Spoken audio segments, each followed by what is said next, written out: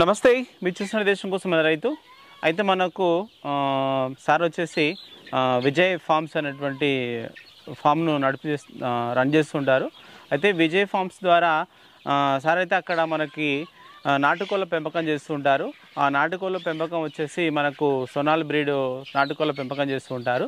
అంటే వాళ్ళు ఆ ఫీల్డ్లో అక్కడ సక్సెస్ అయిన తర్వాత మరి ఎవరైతే రైతులు ఉంటారో అంటే ఔత్సాహికులు పెంచాలి మేము కూడా నాటుకోళ్ళను, అంటే నాటుకోళ్ళు మనం ఊర్లలో వెళ్ళినట్టయితే ఒకటో రెండో మూడో నాలుగో అట్లా దొరుకుతుంటాయి.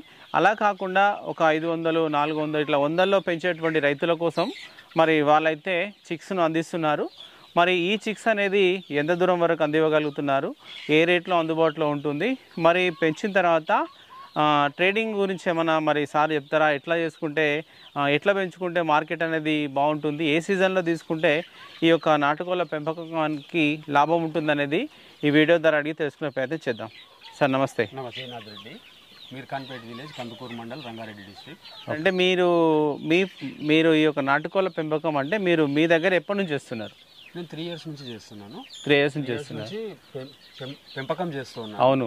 ప్రతిసారి చిక్స్ తెచ్చుకోవడం, ఈ చిక్స్ ట్రాన్స్పోర్ట్ ఇదంతా అవుతుంది కదా అనేసి ఇప్పుడు హ్యాచరీ కూడా మెయింటైన్ చేస్తున్నాం మనమే. ఓకే.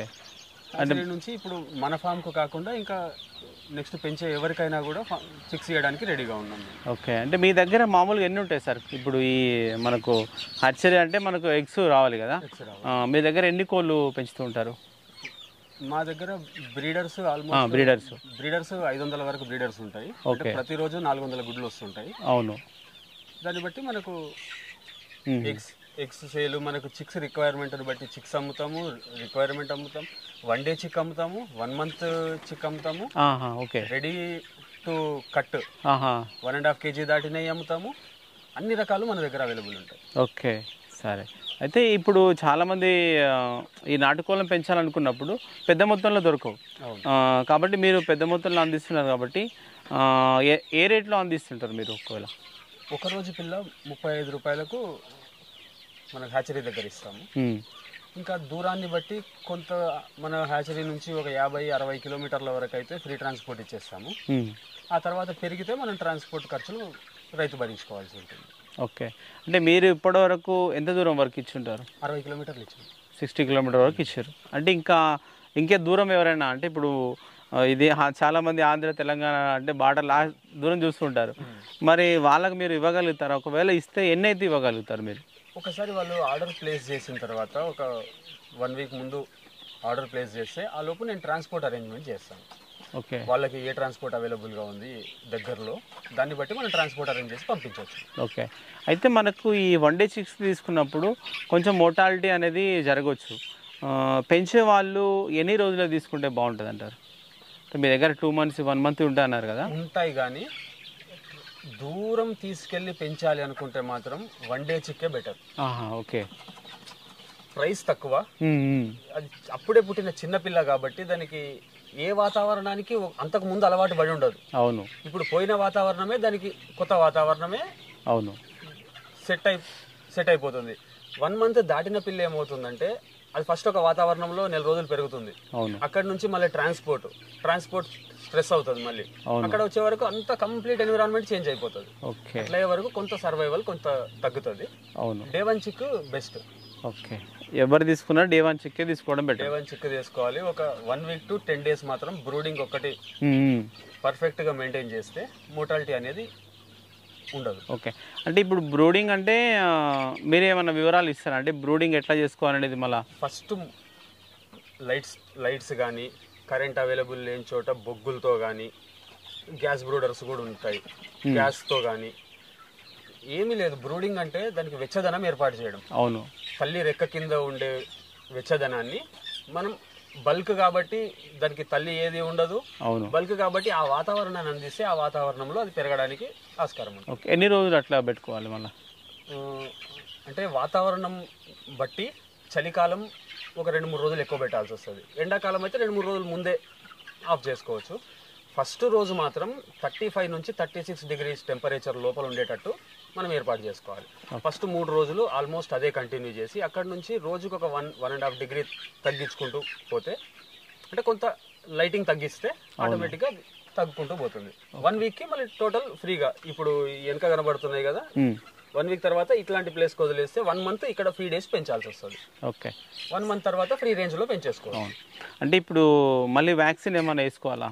వ్యాక్సిన్ డే 1 మెరక్స్ వేస్తాము మేము, అది హ్యాచరీలోనే వేసి ఇస్తాము.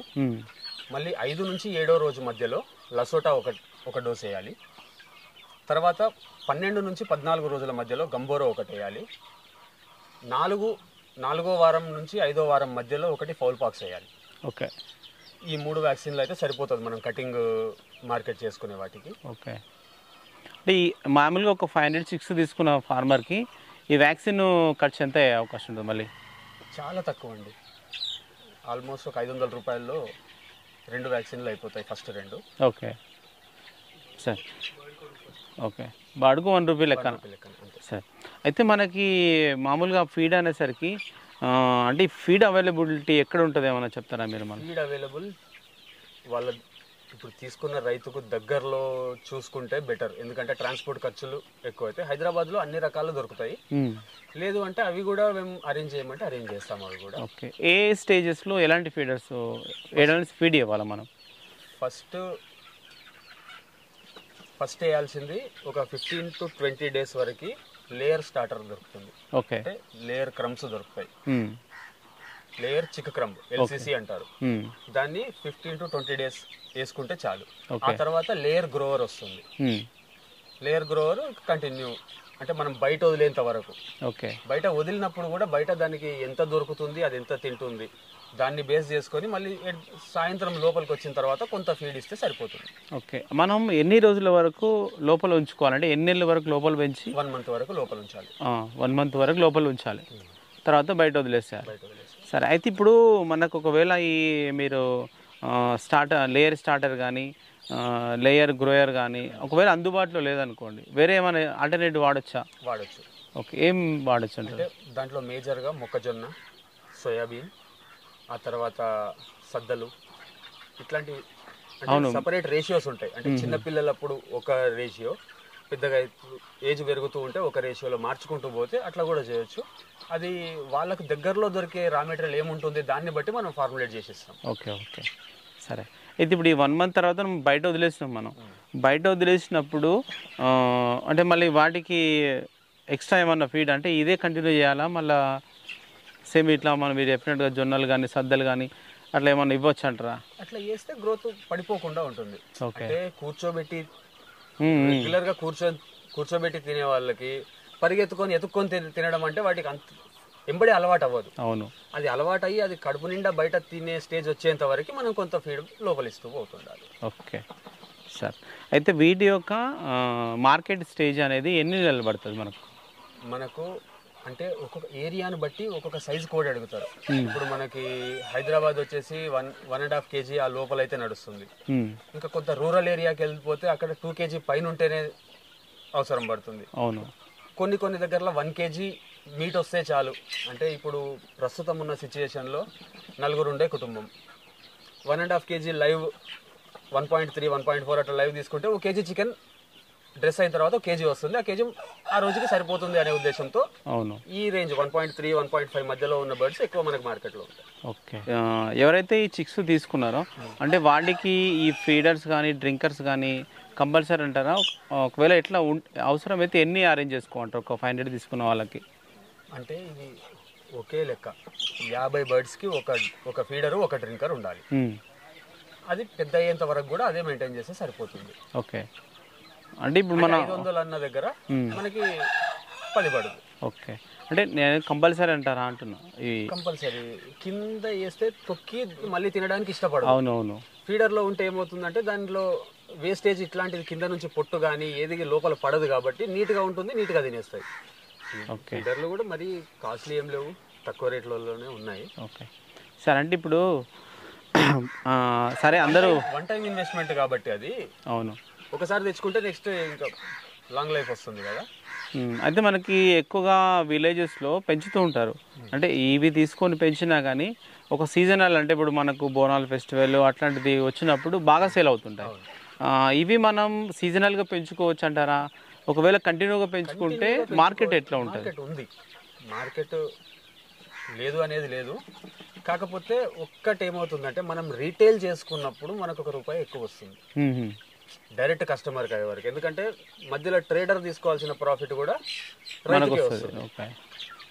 ఇంకొకటి బల్క్ ఎక్కువ ఉన్నప్పుడు ఏం చేస్తాం, కొంతవరకు పెంచి రీటైల్ సేల్ చేసుకున్న తర్వాత మిగిలింది ట్రేడర్కి ఇచ్చేసి మళ్ళీ ఫ్రెష్ బ్యాస్కి రెడీ అయిపోవడమే. ఓకే, అంటే మీరేమైనా అంటే మళ్ళీ ఇది ట్రేడర్ డీటెయిల్స్ ఏమన్నా మీరు చెప్పగలుగుతారా? ట్రేడర్ డీటెయిల్స్ ఇస్తాము. బర్డ్ రెడీ అయిన తర్వాత ఆ దూరాన్ని బట్టి ఇంకా అప్పుడు మార్కెట్లో ఉన్న రేట్ని బట్టి ప్రైసెస్ మారుతూ ఉంటాయి. ఓకే సార్, చూడండి విజయనాథ్ రెడ్డి గారు అయితే యాక్చువల్లీ మనకు మిరకాపేట్ విలేజ్, కందుకూరు మండలం, రంగారెడ్డి డిస్టిక్. అయితే సార్ ఇక్కడ మనకు ఎక్కడంటే మనకు లింగందన విలేజ్లో కేశంపేట్ మండలం, రంగారెడ్డి డిస్టిక్, ఇక్కడ చిక్స్ ఇవ్వడం జరిగింది. దాదాపు థర్డ్ బ్యాచ్ ఇక్కడ రన్నింగ్ అవుతుంది. వాళ్ళు పెంచుతున్నారు, వారితో పాటు ఇంట్రెస్ట్ ఉన్నటువంటి రైతులకు కూడా ఇస్తూ ఉన్నారు. అంటే ఇక్కడ దాదాపు చిక్కు వచ్చేసి మనకు ఒక 35 రూపీస్లో అందుబాటులో ఉంటుంది.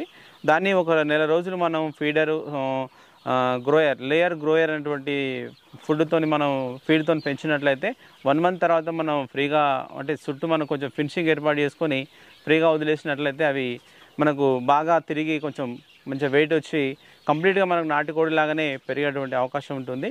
అది కూడా మార్కెట్లో డిమాండ్ అనేది బాగానే ఉంటుంది. ఒకవేళ ఎక్కువ మొత్తంలో పెంచుతాం కాబట్టి మనం ట్రేడర్ ద్వారా మనం పెంచినటువంటి కోళ్ళను అమ్ముకునేటువంటి అవకాశం కూడా ఉంటుంది. ఓకే, ఇది వీడియో చివరకు చూసినట్లయితే లైక్ చేయండి, షేర్ చేయండి, కామెంట్ చేయండి. సరే సార్.